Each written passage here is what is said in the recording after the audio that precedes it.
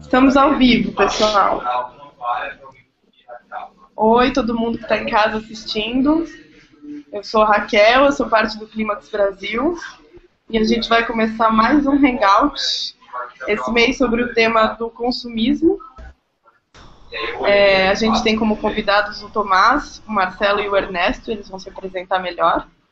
Mas a nossa ideia é conversar um pouco sobre o consumo numa época muito propícia. Aposto que você aí já comprou o presente do seu tio, da sua avó, da sua cunhada, do seu sobrinho. Então, a gente vai conversar um pouquinho sobre qual a relação do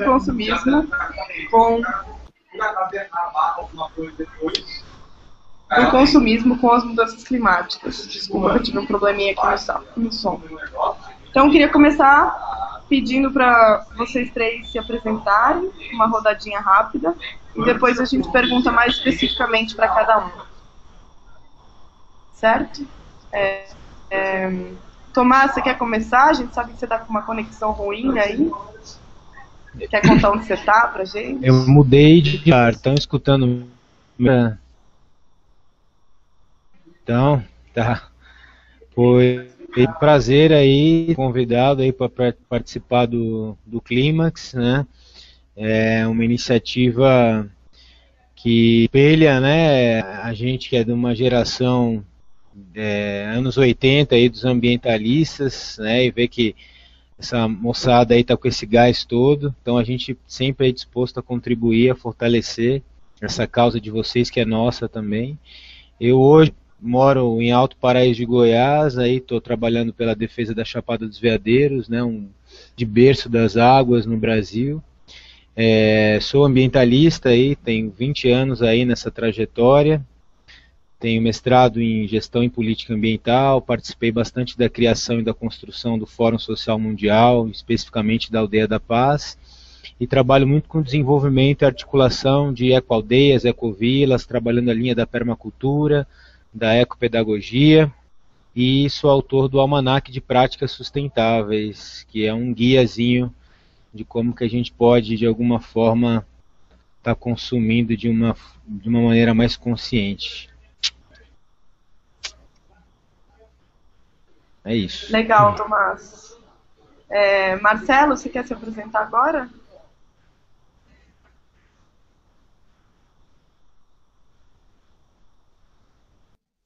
Bora lá.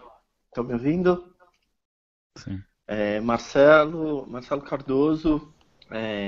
Eu de formação, eu sou formado em Direito, trabalho há 20 anos na área ambiental, me especializei com recursos hídricos e direito ambiental. Trabalhei em algumas organizações da sociedade civil, entre elas o ISA, o Vitae Civilis também, e hoje estou na coordenação executiva do Vitae Civilis. E a gente atua principalmente como uma ONG, como uma organização não governamental aí, com mudança climática, né? O nosso foco principal, a nossa forma de atuar é olhando para as mudanças climáticas. Então, quando a gente discute o meio urbano, é com um olhar para os efeitos de mudança climática, e fica muito claro para a gente aí as chuvas agora que a gente está vendo no sudeste do país esses últimos dias, no Espírito Santo, na região metropolitana, e as necessidades aí que se passa pelos processos de adaptação. Então, o Vitae Civilis se debruça sobre essa temática já desde a Rio 92, e saindo da Rio 92 já foi uma das primeiras organizações aqui no Brasil que trazia a temática climática como um tema importante e necessário, urgente aí. Acho que é isso. Legal, obrigada, Marcelo. Ernesto?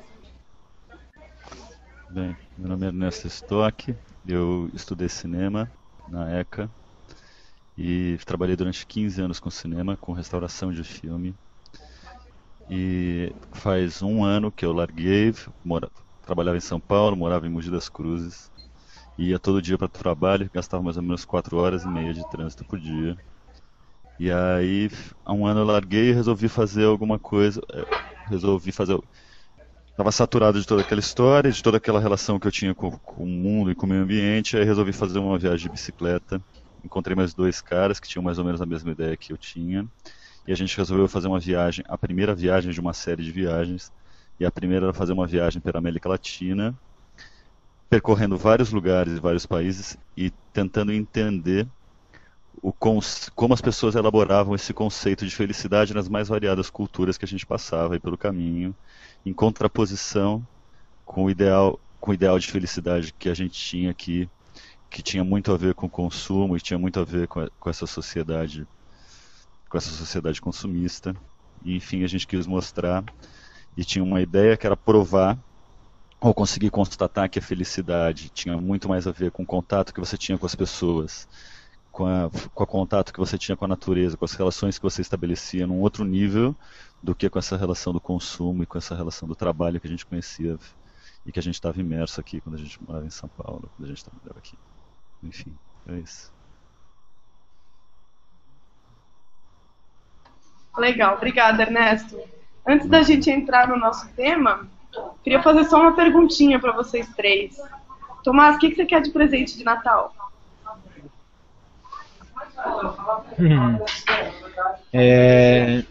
Eu quero que os presentes eles não sejam apenas materiais, né? Mas que os presentes eles brotem, né, dessa nossa fagulha de transformação. Então, o maior presente é que houvesse um engajamento maior das pessoas para a gente dar esse último, talvez seja o último respiro aí para tentar, de alguma forma, barrar esse trator desenvolvimentista. Então esse é o meu presente, pedir para que todos vocês que estão vendo se engajem nas causas socioambientais. E você, Marcelo? É muito perto desse presente que o Tomás colocou aqui. Gostaria que o meu Papai Noel trouxesse mais jovens, mais pessoas engajadas, que trouxesse um saco de otimismo para todos nós, para justamente lutar e conseguir vencer os desafios que teremos aí em 2014. E que não serão poucos, né? A gente acabou de vir, a Raquel também estava lá em Varsóvia, a gente acabou de vir das negociações climáticas em Varsóvia, e a gente percebeu o quanto e o desafiador que é o nosso trabalho. Então eu espero que o Papai Noel nos traga muito otimismo, muito desejo de mudança, muito comprometimento, né? E muitos jovens, como eu nunca tinha visto numa conferência de mudança climática, com desejo não só de um Brasil diferente, mas de um mundo melhor, um mundo diferente, mais acolhedor, né? Justamente isso que o Ernesto colocou, de felicidade, né? Mais comprometido com as relações sociais, com as pessoas, com o contato. Acho que isso que o Tomás faz aí na Chapada, né? Essa forma de encarar o mundo. Eu espero isso, espero que Papai Noel nos traga isso. Tomara mesmo. E você, Ernesto, o que você quer pedir de presente de Natal? Eu acho que é mais ou menos na mesma linha do Marcelo e do Tomás aí. Eu espero que as pessoas comecem a questionar mais e que tenham mais instrumentos e ferramentas para questionar qual o papel dela, qual o papel delas no mundo, o que elas realmente esperam do mundo e comecem a questionar um pouco melhor essas relações que se estabelecem hoje na vida contemporânea, essa loucura que a gente vive que entendam melhor e que, enfim, não vou pedir uma bicicleta. Ia perguntar isso mesmo. É isso. Bom, pessoal, então, antes de entrar no nosso papo, eu queria dizer que qualquer pergunta que vocês queiram fazer para qualquer um dos convidados ou para todos eles, vocês podem fazer pelos comentários do YouTube. Então, eu queria começar pelo Ernesto, que ele contasse um pouquinho da experiência que ele teve de bicicleta aí pela América Latina e falasse dessa relação entre felicidade e consumo, ou da não relação entre felicidade e consumo, quem sabe. Você começa pra gente, Ernesto? Começo. Eu vou descrever um pouquinho a viagem primeiro, só para dizer mais ou menos, contextualizar aí. Eu fiz uma viagem que demorou 3 meses, e a ideia justamente era essa, era conseguir desvincular esse conceito de felicidade que hoje, que eu pelo menos percebia tão vinculado aos ideais de consumo e aos ideais dessa sociedade contemporânea do consumo, enfim, e desvincular isso do ideal de felicidade. E aí eu saí de São Paulo, e essa viagem demorou 3 meses, saí de São Paulo. A ideia era sair do litoral do Oceano Atlântico e até o litoral do Oceano Pacífico. E aí eu acabei que fui um pouquinho mais, fui para La Paz, subi pelo norte do Chile e fui até a Bolívia. A gente passou por 5 países, na verdade, Brasil, Paraguai, Argentina, Chile e Bolívia. E o que eu percebi, na verdade, em toda essa viagem, foi na verdade não foi uma surpresa, na verdade foi uma constatação que eu queria ter, eu acho, que era que as pessoas estavam muito mais felizes, que as pessoas estavam muito melhores quando elas tinham contato. Por exemplo, eu saí de São Paulo com bem pouco dinheiro, e durante esse tempo de viagem eu paguei para dormir, sei lá, de 90 dias, paguei para dormir 10 vezes, e todo mundo estava super disposto a ajudar, e todo mundo estava super disposto a conhecer, e todo mundo estava super disposto a se solidarizar com a história da viagem, e todo mundo tinha uma relação bem, por exemplo, sei lá, quando eu estava subindo os Andes, que era um lugar super pobre, que não tinha nenhuma infraestrutura e foi o lugar onde eu tive a maior solidariedade, todo mundo me ajudou e todo mundo o tempo inteiro me deu comida e me deu abrigo. E o que eu acho que tem uma história muito legal, que eu acho, quando a gente estava chegando em Santo Antônio de los Cobres, na subida dos Andes, no noroeste da Argentina, eu fui montar uma barraca ali perto da praça, atrás da igreja, e conheci uma professora que dava aula numa escola lá. E ela perguntou, você está dormindo? Eu expliquei como é que era a viagem, encontrei ela numa padaria, e ela perguntou, mas onde você está hospedado? Eu disse, eu estou hospedado numa barraca que eu montei atrás da igreja. E estava um puta vento, e era dia 1º de novembro, e era véspera do dia de finados, que lá é uma super festa, na verdade, que tem uma comemoração bem mistura a questão do Aymara com, enfim. E ela disse que ela estava indo para Salta naquele dia, que era uma cidade grande perto, que ela ia ficar 5 dias, e me entregou a chave da casa dela e falou para ela me disse que eu podia ficar na casa dela 4 dias se eu quisesse, porque a casa ia estar vazia. E eu nunca tinha visto essa mulher. E aí aquilo me deixou super impressionado. E mais impressionado ainda o fato de eu ficar impressionado com aquilo, porque para ela parecia super óbvio que ela falou, porra, minha casa vai ficar vazia durante 5 dias, e não faz sentido você dormir acampada nesse puta frio ali, com esse puta vento. E aí eu fiquei super intrigado com qual era a personalidade dessa mulher, que eu conversei durante 5 minutos e nunca mais vi, enfim. E fui embora e deixei um bilhete para ela. E na verdade esse tipo de situação eu encontrei em vários lugares no caminho. Não foi uma exclusividade desse momento. E eu deixei de ficar surpreso, que é uma coisa muito legal, com a predisposição que as pessoas tinham em ajudar, e com como essa relação entre as pessoas, e como essa relação humanizava as pessoas e deixava as pessoas muito mais próximas de uma felicidade, entre aspas, e desse conceito, entendiam melhor o que significava você ajudar e minimizavam a importância que tinha você ter grana, ou você precisar comprar alguma coisa. Enfim, eu acho que foi uma experiência bem legal. Eu não sei se eu estou um pouco tímido, não sei se estou falando bem, se vocês quiserem enfim, é isso, mais ou menos. Legal. Ernesto, eu posso fazer uma pergunta para o Ernesto? Claro que pode, deve. Ernesto, você está contando de uma viagem, de uma experiência que ela tem muito a ver com a América Latina, que ela tem muito a ver com as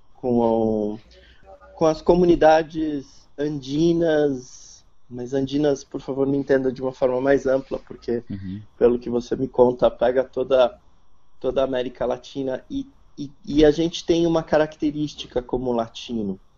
Você acha que essa solidariedade, ou se você fizesse essa viagem pela Europa, nos países anglo-saxões, você também encontraria essa solidariedade?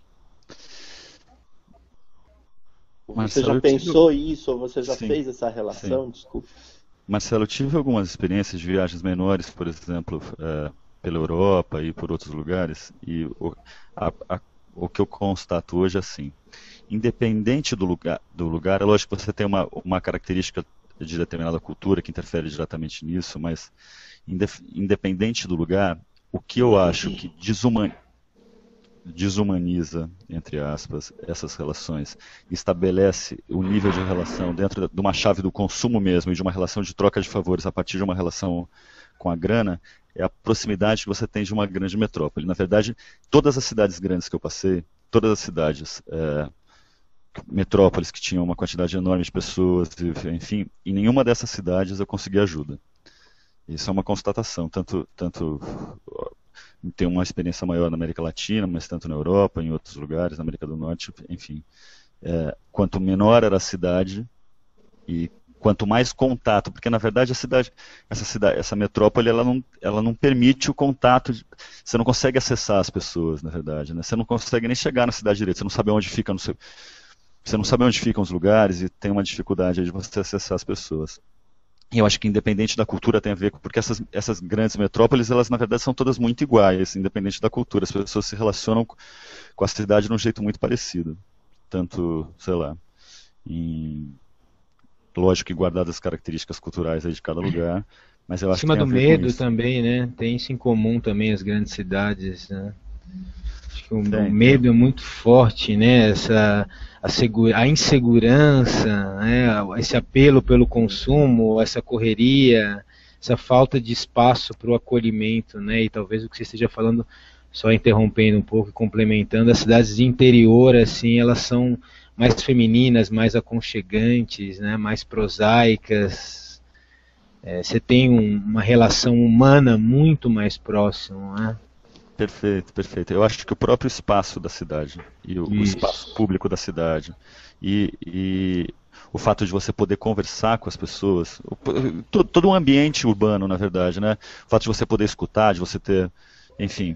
E na praça, né? A pracinha, né?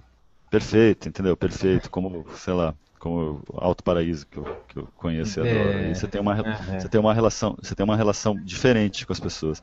Eu acho que é mais ou menos isso. E eu acho que esse medo, na verdade, das pessoas se relacionarem tem muito a ver com esse ideal de consumo também, porque na verdade todos os favores são baseados numa troca que não são favores mais, né? Você tem uma troca aí de coisa com relação à grana e com relação que as pessoas ficam sempre achando que você vai querer sacanear alguém, entendeu? Que você está querendo fazer alguma coisa, enfim, que você está querendo se aproveitar de alguma maneira. E eu acho que nas cidades menores você tem um pouco menos essa relação, e isso foi o que eu tenho percebido.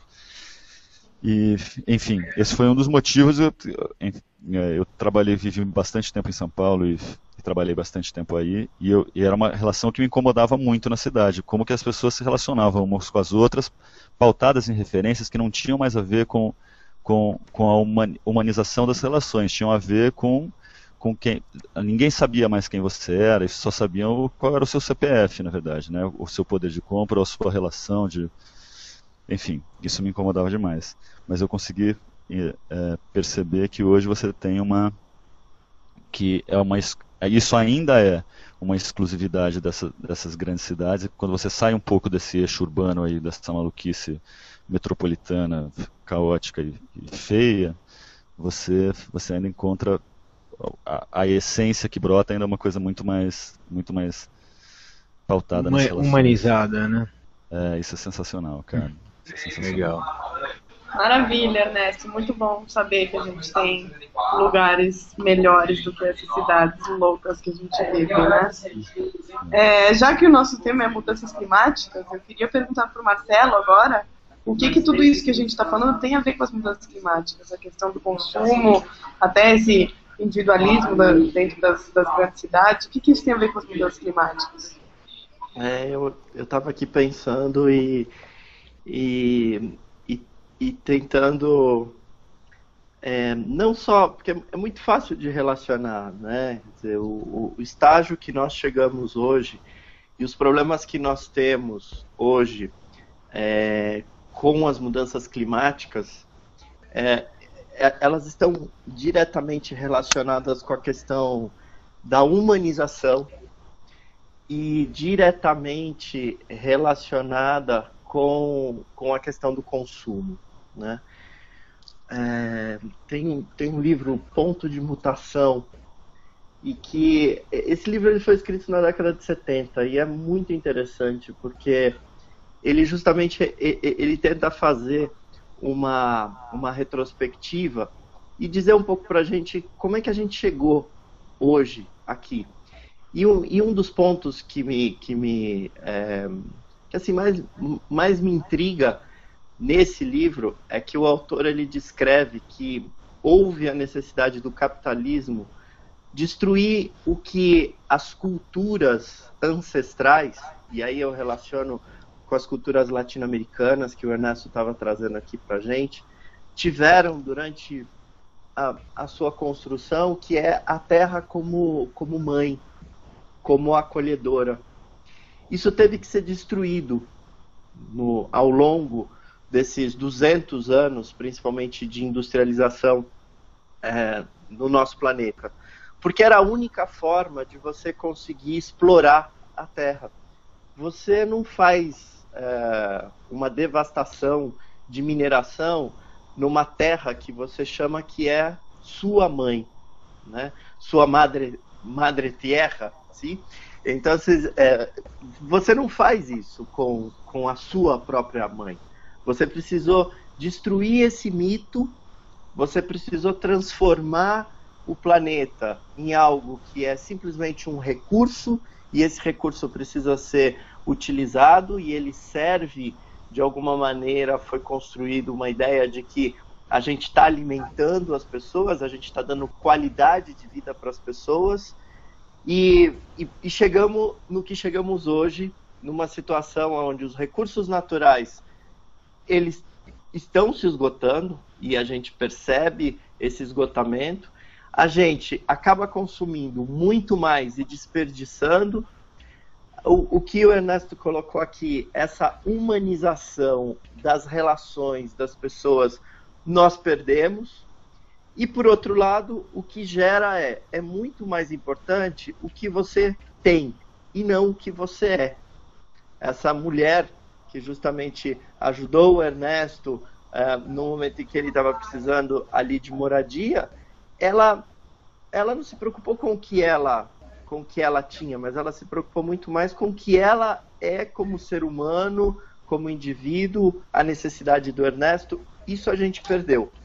Eu só queria, aqui antes de avançar, só discordar que eu não sei se é fruto das grandes cidades, porque na verdade, eu acho que muito dos nossos problemas estão nas metrópoles, mas muito das nossas soluções também estão nas metrópoles. Eu sei que é muito polêmico isso que eu estou dizendo aqui, mas eu acredito muito nisso. O que é necessário é a reorganização das cidades grandes. Então, o que a gente tinha há muitos anos, eu nasci em São Paulo, eu morei em São Paulo durante a minha vida inteira, eu morei na zona sul de São Paulo, e o que eu tinha quando eu era criança, eu sou de Santo Amaro, aliás, eu estou aqui em Santo Amaro, estou na casa dos meus pais, então, e aí é meio berço. O que a gente tinha aqui é que era um bairro onde você conhecia todo mundo, E as relações deste bairro eram relações familiares, eram relações afetivas, eram relações entre amigos. Isso é que precisa ser resgatado nos grandes centros, porque isso também muda a relação do consumo ou como as pessoas veem a cidade. Na verdade, e isso não importa se você está na grande cidade ou numa pequena cidade, isso pode acontecer, né? Essa relação, essa humanização, como a gente já falou aqui. Era isso que eu queria dizer, que eu não sei se é da grande cidade, é muito mais essa questão da gente deixar de viver em comunidade, e a comunidade pode ser no bairro ou tudo mais. O Ernesto está ali querendo...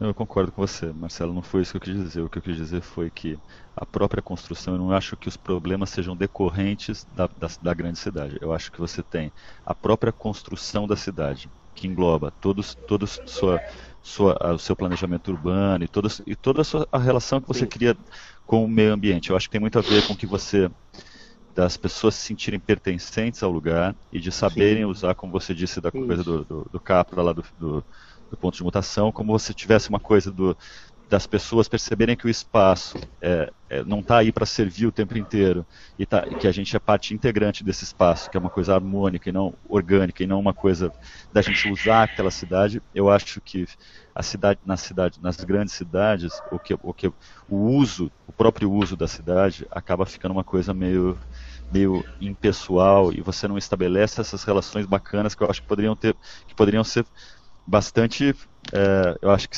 tem que se incentivar, poderiam ser bastante bacanas para a cidade. Então eu acho que na grande cidade isso fica mais explícito, na verdade. E eu acho que as relações ficam mais difíceis pela própria constituição do espaço urbano mesmo. Com relação a essa coisa do comércio, por exemplo, das relações de bairro, sei lá, você tem, por exemplo, sei lá, perto de Alto Paraíso você tem a construção você tem Brasília, que todo um planejamento urbano, que você tem, que é uma cidade enorme, que se perdeu, e que você tem um planejamento urbano aí de fazer os comércios regionais e tentar incentivar essas relações mais pessoais e mais bairristas dentro do lugar, para tentar resgatar uma coisa que, enfim, que aí foi uma tentativa bem incipiente aí, que eu acho que não funcionou. O que eu acho é que não acho que seja um problema decorrente das grandes metrópoles, causado pelas grandes metrópoles, mas eu acho que eles são mais visíveis e mais explícitos aí. Eu acho que nas pequenas cidades você ainda consegue resgatar um pouquinho mais essa relação. Porque quando você tem o contato de uma pessoa com a outra, pessoalmente, assim, essas relações, essa pessoalidade, essa humanização, ela se explicita muito mais fácil, né? Quando você olha para alguém, quando você conversa, quando você tem contato com as pessoas. Enfim. É isso que eu quis dizer, não quis colocar depois São Paulo. Posso só complementar aqui, Marcelo, que a Pamela está comentando aqui. Ela deixa um abraço pro Ernesto, e ela queria dizer que o presente dela iniciaria por coisas que movem o mundo e que podem ser aprendidas e compartilhadas, mas que a gente não pode tocar. Então é justamente do que a gente está falando aqui, né? São as relações. São as relações. E só para continuar também esse papo de cidade, e eu acho que o Tomás depois ele podia colocar justamente essa experiência que ele tem no Alto Paraíso, que é uma comunidade extremamente diferenciada, né? Mas essa relação que a gente está falando aqui das cidades tem muito a ver com a questão urbana, e as divisões ou o planejamento urbano, como o Ernesto colocou. As nossas cidades, cada vez mais, elas se tornam áridas para isso, né? O mercado imobiliário em todos os centros urbanos do país, das metrópoles no Brasil, estão justamente desumanizando as relações. Cada vez mais, em vez da gente ter cidades acolhedoras, elas vão se tornando cada vez mais com muros, condomínios fechados, áreas onde você não tem os espaços públicos. Então, isso é algo que a gente também tem que reverter. Tem um movimento, e a gente vê hoje em São Paulo cada vez mais, eu acho que um um dos movimentos que faz com que a gente retome a cidade é principalmente o pessoal de bicicleta, né? Principalmente o pessoal de bike, que exige o espaço público e começa a mudar a forma como a gente consome a cidade, né? Então, acho que isso é uma mudança importante. Mas eu fico por aqui, depois a gente vai falando mais, né?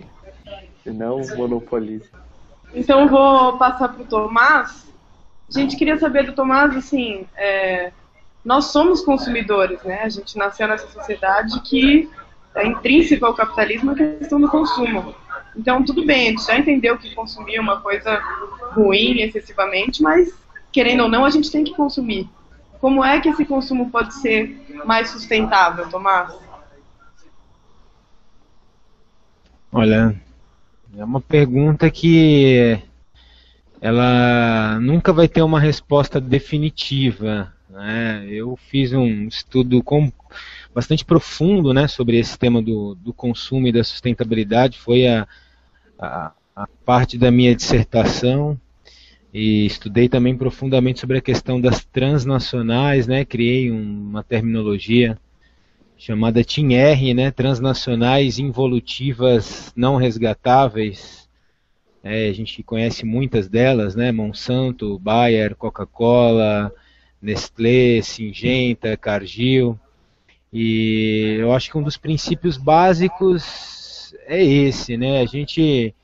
Eu brinco muito, né? Trabalhei muito na história do Fórum Social Mundial, a gente via muito militante social, ambiental, fumando Marlboro e tomando Coca-Cola e depois indo fazer reunião de organização numa churrascaria, né? Eu acho assim, a questão é, para você ser um ambientalista, você ter uma ação concreta de consumo sustentável, não necessariamente você precisa ser vegetariano, você não deve fumar, não, enfim. Eu acho que a gente não pode também, esses ismos também eu cansei um pouco, sabe? Eu acho que a gente tem que buscar um pouco esse equilíbrio, mas também a coerência mínima, né? A gente sabe que determinadas transnacionais estão extremamente envolvidas com esse processo em prol da involução do planeta Terra, né? Devemos minimamente ter uma ação proativa de boicotar. Então, acho que uma das ações que a gente deve iniciar é essa. Além disso, por exemplo, eu aqui em Alto Paraíso, a gente tem uma feira dos produtores rurais, né? Não todos são orgânicos, a maioria deles. Então, você tem um acesso, né, a um consumo biorregional. Eu estou trabalhando muito com esse tema, né, do biorregionalismo e a economia biorregional. Porque muitas vezes você fala de consumo sustentável, você mora em São Paulo e vai comprar um perfume que foi produzido na Amazônia e todo o transporte. Então, eu acho que a gente trazer um pouco também esses mercados, esse escoamento, você comprar aquilo que você produz regionalmente, eu acho que já é um grande caminho para a gente seguir. Mas eu estou numa questão muito mais filosófica, sabe, nesse tema do consumo, depois de trabalhar aí intensamente e praticar ele durante muitos anos, eu chego à conclusão que é um estilo de vida, é um modo de vida, né? A partir do momento que você escolhe, né, qual que é o rumo da tua vida, o que você está fazendo da tua vida, como é que você está se portando perante a sociedade, como é que você está criando seus filhos, no que você está trabalhando, quais são as suas escolhas, isso tudo abre esse arcabouço do consumo. E a partir do momento que você se engaja e começa a buscar uma aproximação entre o teu discurso e a tua prática, você começa a construir efetivamente esse consumo sustentável. Eu saí, né, eu também, assim como muitos que estão assistindo, né, o Marcelão também, eu nasci em São Paulo, sou paulistano, nasci também na Zona Sul, morei até meus 21, 22 anos, tem mais de 15 anos que eu estou fora de São Paulo. Morei depois em Recife, a gente fez um ecocentro, comecei a trabalhar com permacultura aí em São Paulo, né? No ano 2000 a gente fez uma das primeiras centros de permacultura urbana do Brasil, né? Que começamos com a Casa dos Ólmos, que até hoje existe no Campo Belo. Depois a gente trabalhou também na construção da Morada da Floresta e várias outras frentes, né? Nessa área da permacultura, o que hoje está muito difundida, mas naquela época era coisa de hippie maluco, né? Acho engraçado isso, né? Agora até as King Youngs adotaram esses termos, né? Mas antes era coisa de bicho grilo, né? Que queria fazer a covila, queria viver de uma forma mais alternativa, e hoje a gente vê que é uma tecnologia social que está, inclusive, incorporada em políticas públicas e em editais. Até a Petrobras hoje coloca a permacultura e a agrofloresta como um termo de desempate, né? Então também é um grande avanço aí para nós. E eu notei que realmente a energia que a gente gasta, e aí eu tenho que fazer um parênteses aí na colocação do Marcelo, a energia que a gente gasta para tentar trabalhar a resiliência das grandes cidades é muito grande. Sabe? Isso é uma forma também da gente consumir a nossa energia. Acho que a principal forma da gente conscientizar o consumo é o quanto a gente está se consumindo. E as grandes cidades nos consomem demais da conta.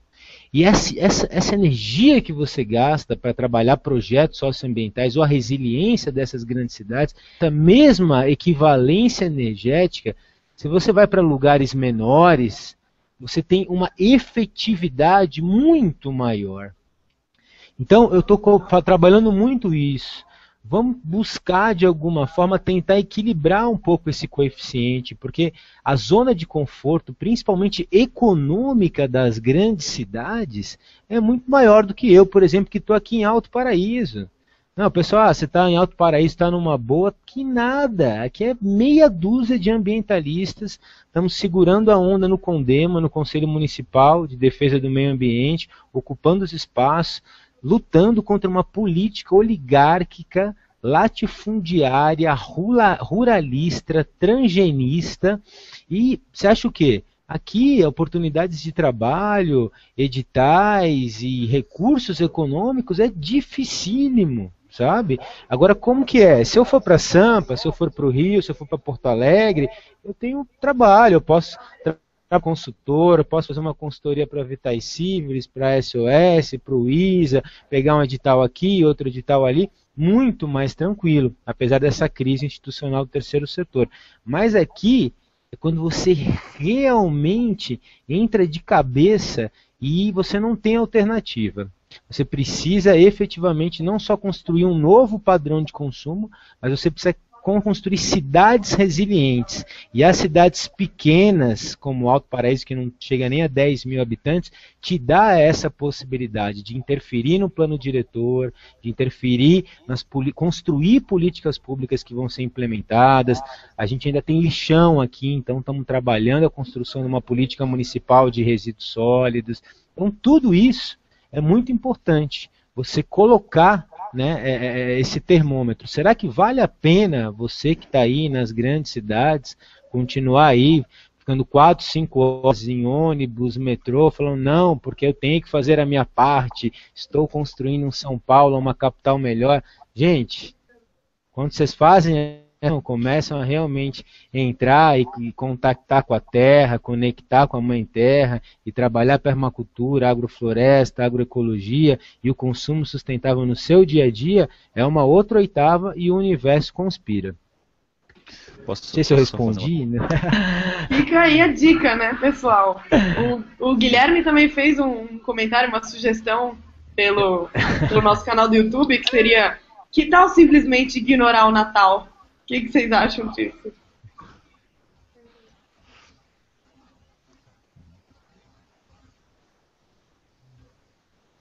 Bem, não sei, eu acho que ignorar o Natal também é ignorar tudo que gera esse Natal aí também, né? Eu acho que é legal pensar o porquê que tem o Natal e por que o Natal existe, porque tanta gente ainda pensa dessa maneira no Natal, né? Só queria fazer o Eco-Natal, gente, vamos fazer o Eco-Natal.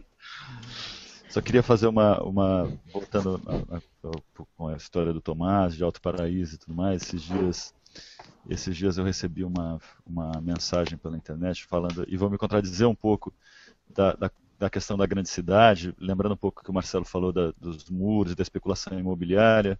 Esses dias eu vi uma notícia terrível sobre Alto Paraíso, sobre a região dos Chapados Veadeiros, que estavam vendendo o Vale da Lua, que é um lugar incrível, que estava sendo colocado à venda, e que tinha um sheik árabe que tinha, sei lá, $1 bilhão para comprar o Vale da Lua.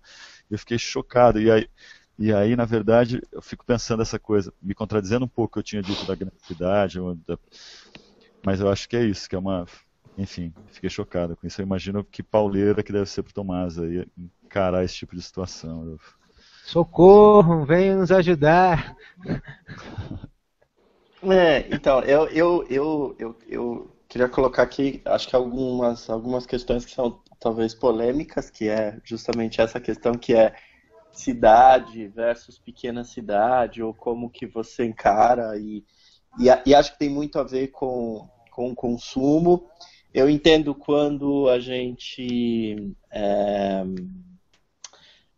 mora, habita, convive numa pequena cidade, a relação entre as pessoas e a relação com o consumo, ele é diferente, ele é diferenciado, e com certeza ele tende a ser mais humano, né?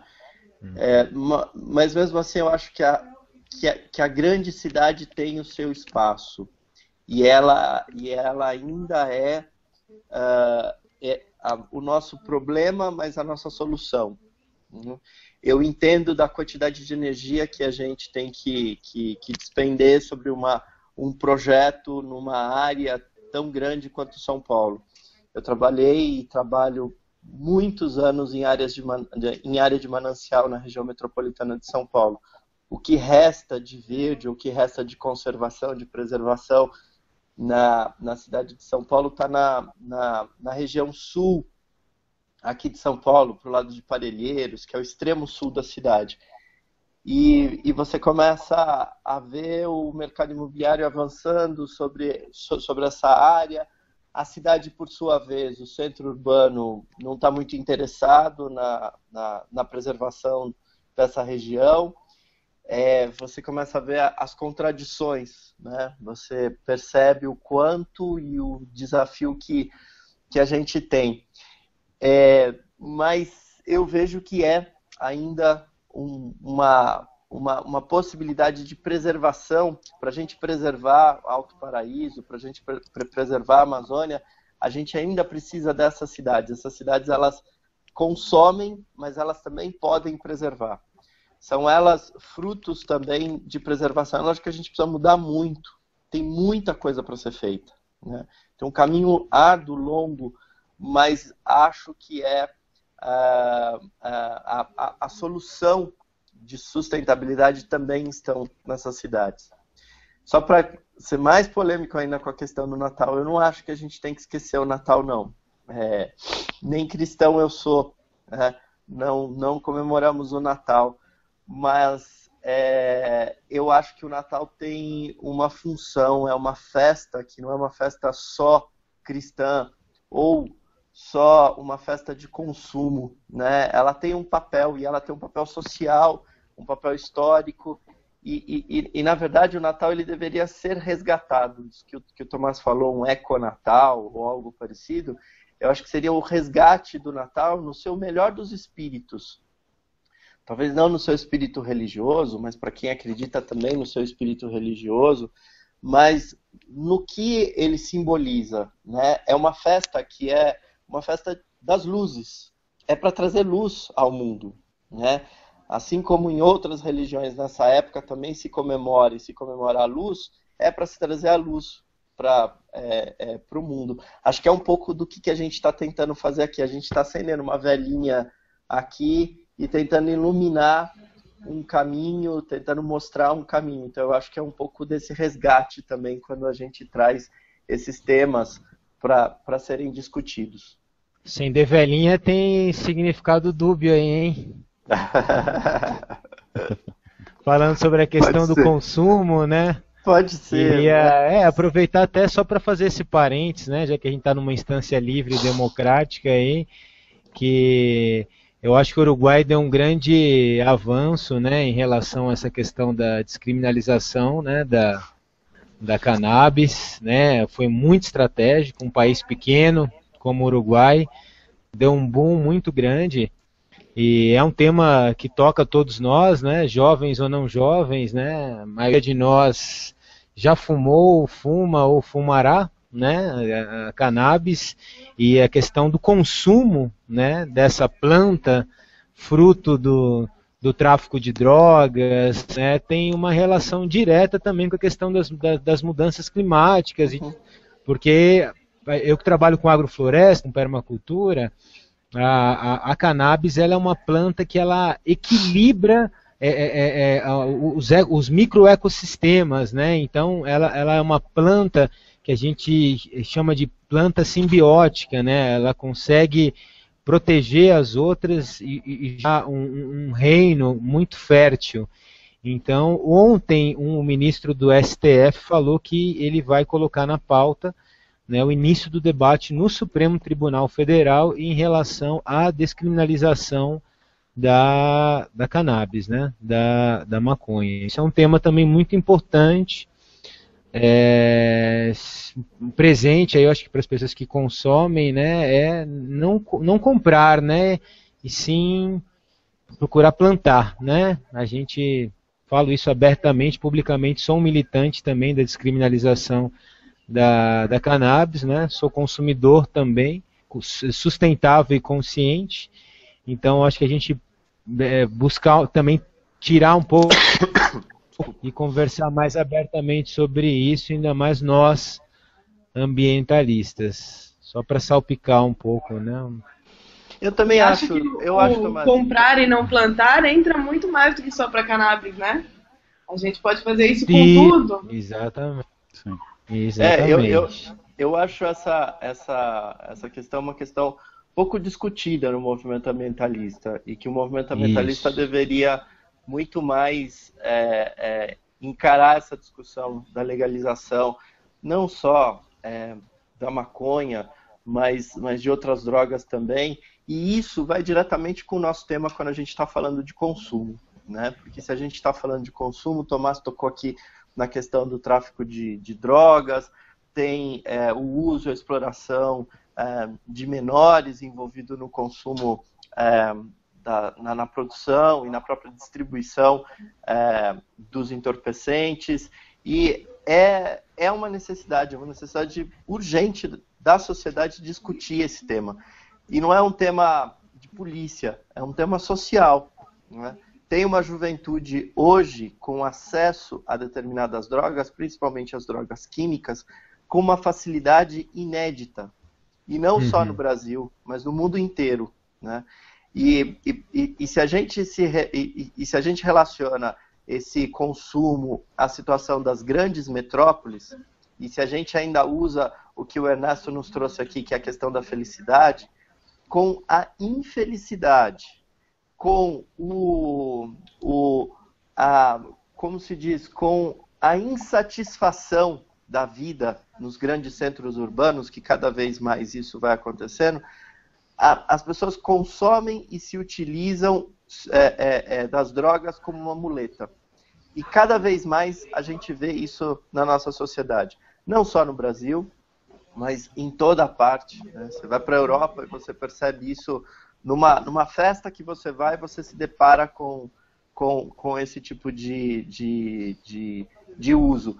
Então é uma urgência se discutir isso, porque isso passa pelo consumo, isso passa por produções sustentáveis, que o Tomás já colocou aqui, passa por situação que é a situação de felicidade, que Ernesto colocou, como é que as nossas sociedades estão, né? Não só jovens, mas aí pega todas as classes sociais, mas cada vez mais, eu, pelo menos, no meu ciclo, eu acabo ouvindo sobre situações de jovens que estão dependentes de drogas. E também pela própria falta de discussão, de debate sobre isso, né? de diálogo, mesmo nas casas, ou nas rodas de amigos, ou dentro das nossas organizações, né?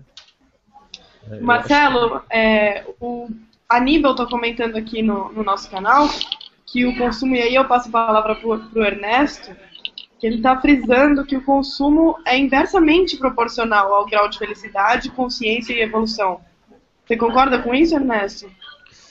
Não, eu acho que a gente tem que pensar em ter um consumo responsável. Eu acho que como a gente falou desse consumo sustentável, eu acho que o consumo do jeito que ele se dá hoje, dentro dessas grandes cidades e com essas relações que eles têm, é muito cômodo para a gente continuar consumindo e alimentar todo um sistema, que é a mesma coisa que da sua ação e da prática da sustentabilidade. Você alimentar, por exemplo, o tráfico de drogas, as crianças trabalhando. Eu também já tive trabalho em ONG e já tive um monte de problema com relação a isso. Eu concordo que é um tema que precisa ser discutido e o consumo tem que ser bastante responsável nesse sentido.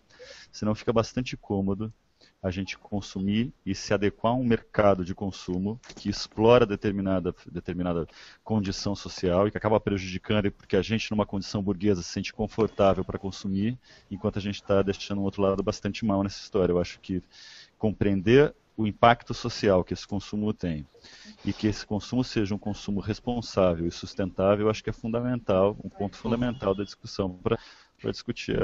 E eu acho que isso tudo tem a ver com a descriminalização e com tudo mais. Eu acho que você elimina grande parte desse problema, mas eu acho que a questão das drogas é um problema social que a gente tem que pensar e um problema de mercado mesmo, entender como o mercado, a sociedade de consumo se relaciona com a mão de obra, por exemplo, dos garotos que trabalham vendendo maconha para burguesada lá em, sei lá, na Vila Sul, entendeu? E o que é droga também, né? Esse é um outro paradigma também. Então a gente tem um monte de extremamente legalizada, difundida, né? Você vê agora um tema totalmente linkado também com o consumo, essa história da Copa do Mundo, né? Então o que a gente está comprando? Olha o pacotão, né, que o Brasil comprou, né?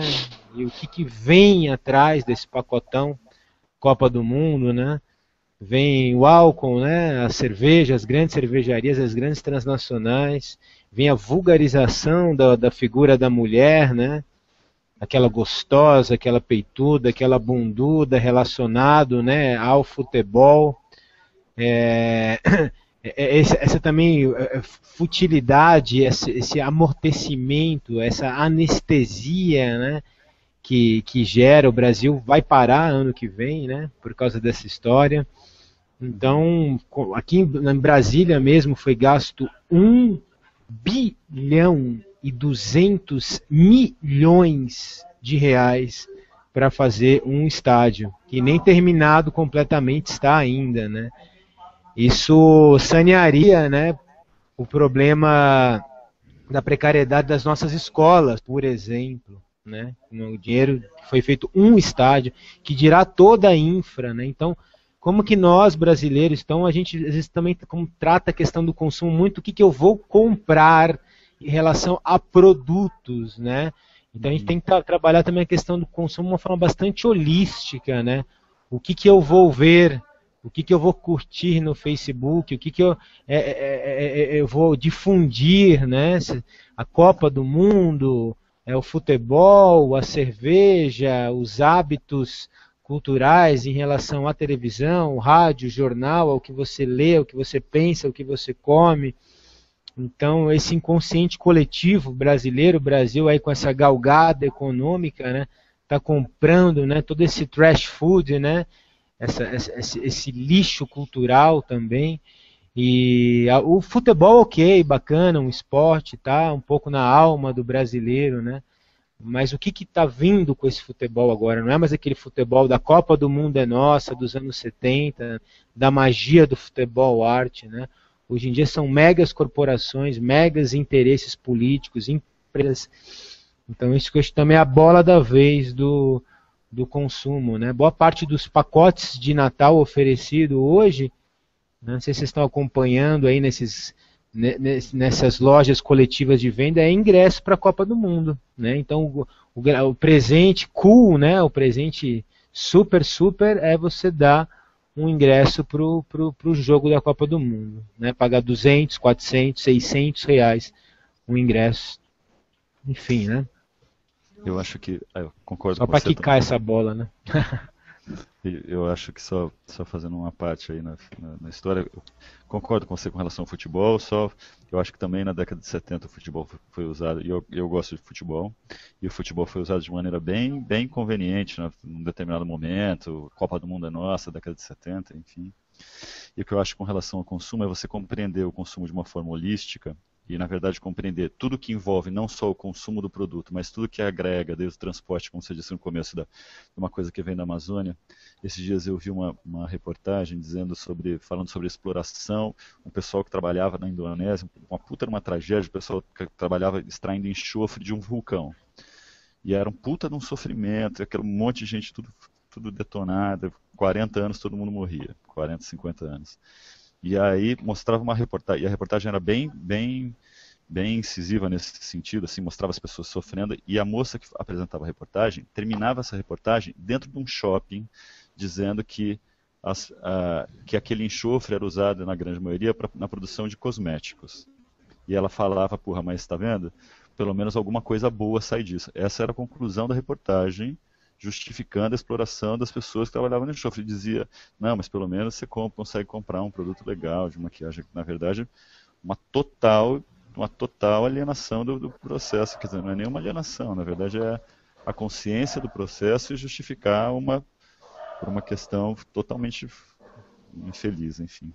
E aí o Ernesto me dá o gancho para a gente falar aqui, que eu acho que é importante, que é a questão, assim, não só o consumo, né, consciente ou consumo sustentável, mas a produção sustentável, né, e o como e o quanto nós trabalhamos nessa direção.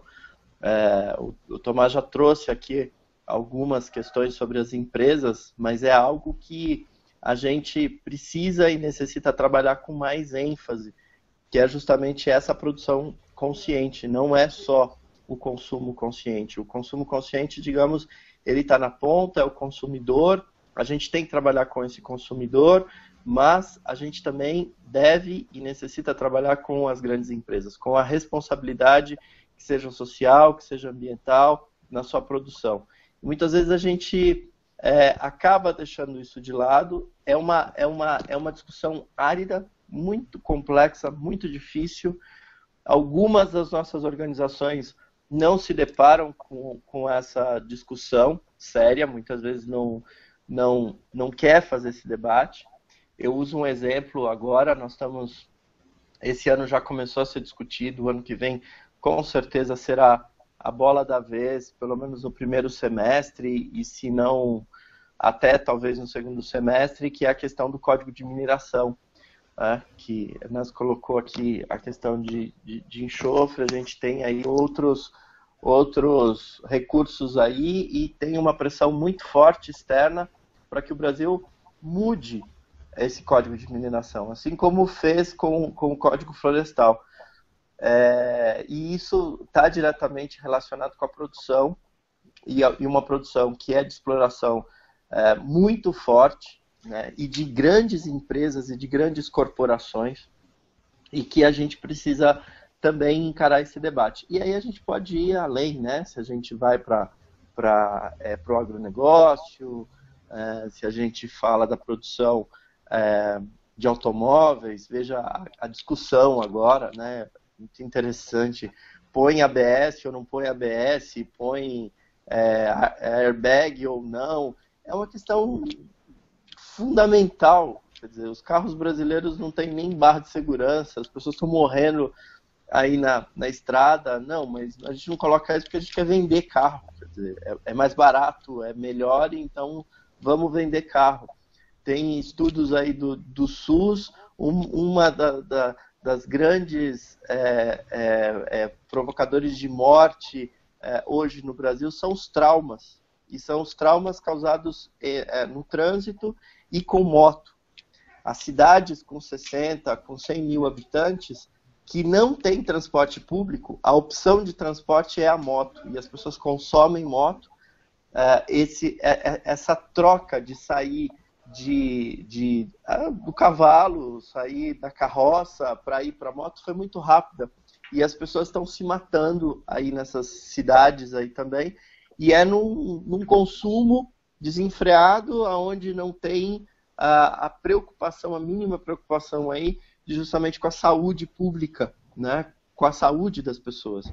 Então, acho que tem vários elementos que, quando a gente está falando aqui de consumo e a gente está montando esse mosaico, que precisa ser observado e precisa ser cuidado, né, por todos nós. Como cidadão, como participantes de organizações, na nossa vida, no nosso dia a dia, na família. Posso só dar uma palavra sobre essa coisa da mineração? Só um exemplo que eu tive bem rapidinho, sobre um exemplo que eu tive bastante impressionante. Sei lá, quando você chega no Chile, o Chile está sofrendo, tem um super problema com mineração faz algum tempo, né? Você tinha várias minas, você tem várias cidades abandonadas no Chile, com um super problema mesmo, que eram as minas de salitre antigas. Então você tem várias cidades fantasmas em cima da cordilheira, que eram minas de salitre, que foram construídas para se explorar o salitre. Depois alguém descobriu um salitre sintético. Essas cidades acabaram, as pessoas que moravam lá, então ficou uma ruína de cidade. E agora, 70% da economia do Chile, hoje, ou perto disso, é vinculada à exploração de cobre na cordilheira. Então você tem umas minas de cobre gigantes no meio do deserto, ou no meio lá de cima da montanha. Você tem umas minas de cobre gigantes que funcionam como se fosse um shopping. Eu fiquei hospedado numa mina de cobre em cima da cordilheira, num lugar onde não tinha absolutamente nada, e que tinha até chefe de cozinha trabalhando dentro da mina. E o que acontece é, fora essa questão do impacto ambiental na cordilheira e da exploração do minério na cordilheira, causou um problema social gigante, porque na verdade, depois que teve o acidente, acho que em 2010, teve o acidente que os mineiros ficaram soterrados durante tanto tempo na mina, o governo do Chile criou uma prática de trabalho lá. Então um mineiro, que é por conta da insalubridade, por conta do risco do trabalho, recebe mais ou menos 25 mil, o equivalente a 25 mil reais por mês para trabalhar na mina. O que aconteceu é que todo o norte do Chile, que é um país pobre, que não é um país rico, inflacionou de uma tal maneira o mercado no norte do Chile, causou um impacto social gigante e uma evasão escolar, porque as crianças não querem mais estudar, porque elas querem ser mineiros e não precisam trabalhar, porque elas vão ganhar 25 mil reais por mês. E na verdade você tem, por exemplo, um aluguel no norte do Chile hoje é 3 vezes mais caro do que um aluguel em Santiago, que é uma cidade grande, mas um aluguel no meio do deserto, numa cidade. Então você causou, com a questão da exploração do minério, você causou um impacto tão grande, além do impacto ambiental, um impacto social, um impacto educativo, sei lá, você criou um impacto tão gigante e as pessoas falam disso o tempo inteiro, só falam do minério, do minério, do minério, do minério, e o governo o tempo inteiro incentiva essa relação do minério no Chile. É bem louco, e é bem feio, na verdade, você chega no meio de um lugar lindo, você vê aquele monte de horrível, enfim, só um exemplo.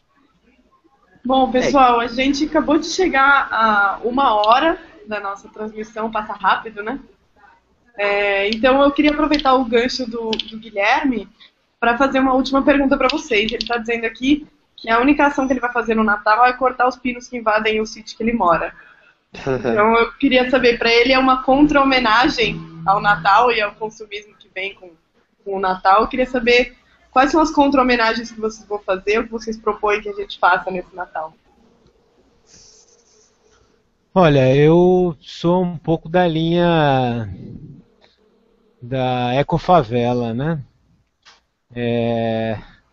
Eu cansei de ser Robin, sabe? Eu acho que o movimento ambientalista, ele tá um pouco apático, já faz alguns anos, né? Eu acho que a gente foi incumbido de uma ecocracia, né? Viramos muito ecocratas, né? Nos institucionalizamos, né? Hoje em dia, a nossa militância, muitas vezes, ela está baseada na aprovação ou não de projetos, né? Então, são poucos, né, os remanescentes ambientalistas que continuam militando pela causa, independente se estão ou não estão em algum projeto, em algum ONG.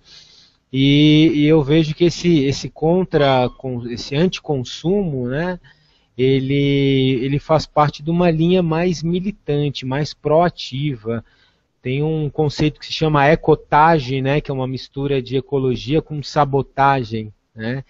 E um outro conceito que a gente coloca que a violência, ela se dá se ela acontece perante algum ser vivo.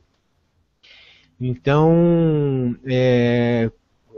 algumas ações, né, algumas práticas para chamar a atenção, muitas vezes eu considero válidas, né? Claro, não fomentando a violência, mas eu sou a favor aí do amigo que colocou aí que vai exterminar os pinos que estão invadindo a propriedade dele.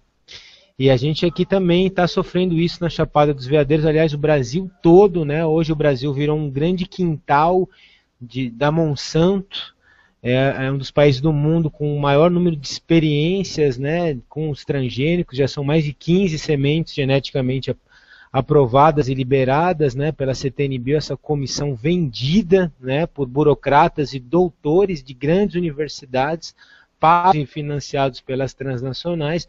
Então acho que a gente deve sim ter ações mais proativas. Se a gente tem oportunidade de sabotar essas grandes empresas, de impedir, né, fisicamente que elas invadam, que elas destruam a nossa biodiversidade, que o façam, né, que o façam com muito cuidado, muita estratégia, mas eu acho que as vias legais a gente está cada vez perdendo mais, né?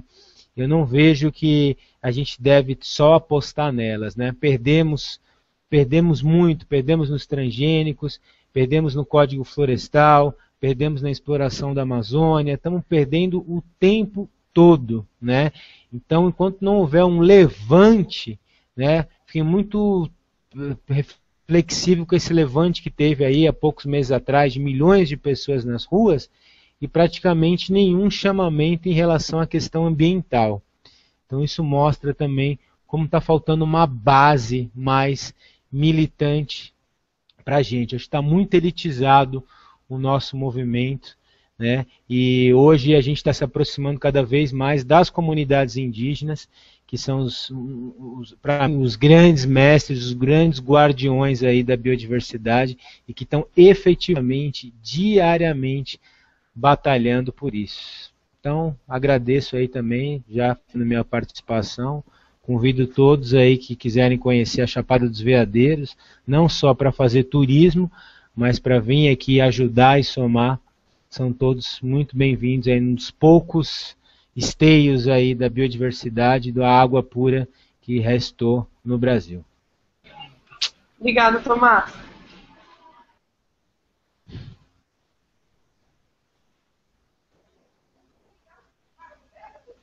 Marcelo e Ernesto, querem falar das suas contra-homenagens ao Natal consumista?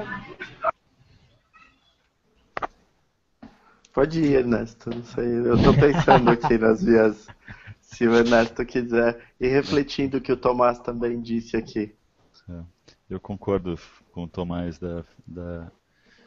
que as ações precisam ser não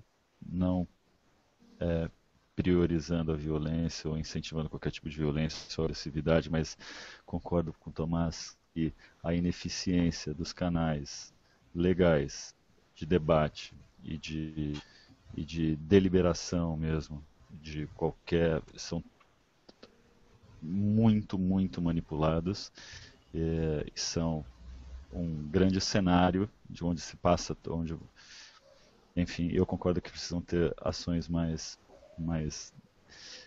incisivas e um pouco mais contundentes eu estou tentando usando um pouco de eufemismo, mas nesse sentido, eu não acredito mais nesses canais legais, enfim, e eu acho que ações sim, como cortar o pinos da chácara do Guilherme, eu acho que, entendendo isso metaforicamente, eu acho que faz bastante sentido, na verdade.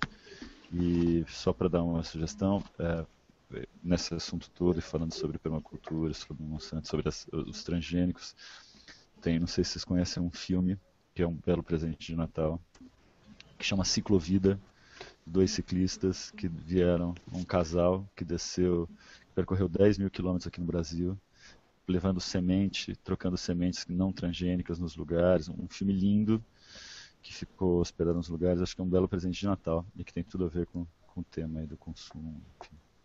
É isso aí. Vai, Marcelo.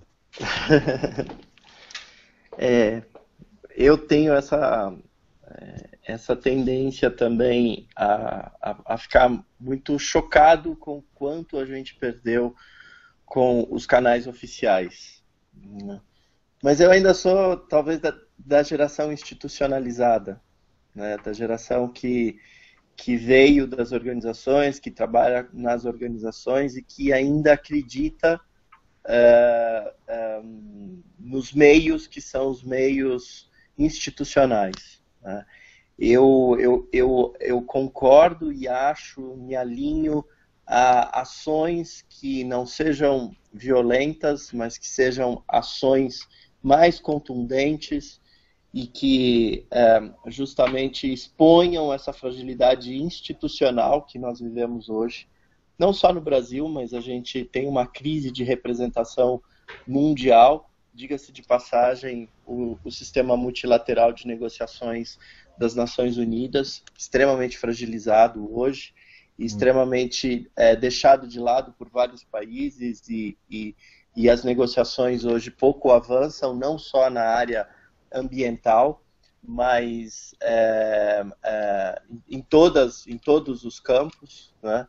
Só usando um parênteses aqui para ter uma ideia e para frisar isso, o fórum, por exemplo, hoje de mudanças climáticas, na minha percepção, não é mais simplesmente uma COP, uma convenção, uma discussão de mudança climática no âmbito que vem sendo feito. As negociações climáticas deveriam estar no âmbito da OMC, da Organização Mundial do Comércio. Todos os temas, ou tudo que é discutido em mudança climática, tem a ver com comércio, tem a ver com finanças, tem a ver com o que é energia, com o planejamento ou o que a gente imagina de desenvolvimento do nosso planeta, do nosso modo civilizatório, né? Então, eu acho que não deveria ser aí. Então, isso já apresenta a situação que a gente vive. Quanto aqui no Brasil, eu acho que as manifestações desse ano nas ruas demonstraram o que a gente tem e a força que a gente tem. Provavelmente isso não acabou. Eu não entendo como algo que tenha terminado. Ela está branda, está tipo num banho-maria, e o ano de 2014 provavelmente será um ano muito revelador frente às mudanças que teremos aí, políticas, partidárias e de debate, né? Eu tenho essa expectativa positiva. Os canais oficiais, os canais institucionais, eles foram vencidos. Vejam os conselhos, os diversos conselhos que na Constituição de 88 a gente acabou privilegiando. Eu vou usar aqui um exemplo: os comitês de bacia, por exemplo, o Conselho Nacional de Meio Ambiente, CONAMA, o CONAMA, o Conselho de Recursos Hídricos. Nós participávamos de todos esses fóruns e achávamos que isso era importante e tal, e hoje simplesmente eles estão esvaziados porque eles não definem a política, eles não definem necessariamente a política. Veja, agora a gente está falando aqui de clima, o Plano Nacional de Mudança Climática, a discussão sobre o plano de mudança climática, ele na verdade ele fica num âmbito que parece etéreo, mas ele não chega mesmo na base, ele não permeia a tomada de decisão do governo. E aí isso tende a fragilizar mesmo e a fazer com que a gente olhe para as decisões e para esses fóruns de uma maneira pessimista, né? Ou realista, acho... né? Oi? Não sei. Oi? As conferências, eu acho que isso é uma questão de perceber essa realidade mesmo. Esse sistema já está é um grande teatrinho, né, de participação e desse poder decisório que o governo federal colocou para a gente, mas que de fato a gente sabe que não é por aí, né? Ele acaba não servindo para aquilo que efetivamente Não. ele foi criado. Exatamente. Para legitimar ainda mais a decisão que foi tomada. E aí eu acho que esse fórum que agora o Clímax teve a iniciativa e colocou no ar, e a gente está aqui conversando, e a gente mais desses canais eles podem surgir, eles devem surgir, para que justamente as pessoas possam discutir e possam entender e possam compreender. É um novo meio de se comunicar, um novo meio de fazer as coisas e muito importante, né? Então, acho que isso é aí o recado, e eu espero que em 2014 a gente tenha uma tarefa difícil, mas vamos lá. Mas eu vejo pela cara de vocês, não estou vendo as outras pessoas que estão assistindo a gente, mas pela cara de vocês, muito ânimo. Então, que 2014 seja um ano muito positivo. Como disse uma amiga minha, vai ser difícil que 2014 seja pior do que 2013. A gente vai ter que trabalhar muito para ser pior que 2013. Eu não acredito, então vamos aí. Legal, Marcelo. Vamos ficar com esse recado, então, pessoal. E essa transmissão vai ficar gravada por esse canal que vocês estão assistindo. Se quiserem compartilhar o link com amigos também, para eles verem essa discussão legal que a gente teve, vai ficar disponível. E fique ligado para acompanhar os próximos hangouts, as próximas ações do Clímax. A gente com certeza está vindo sim com muito gás para fazer 2014 melhor que 2013, Marcelo. Queria agradecer muito a presença de vocês três. Mais uma vez, muito obrigada.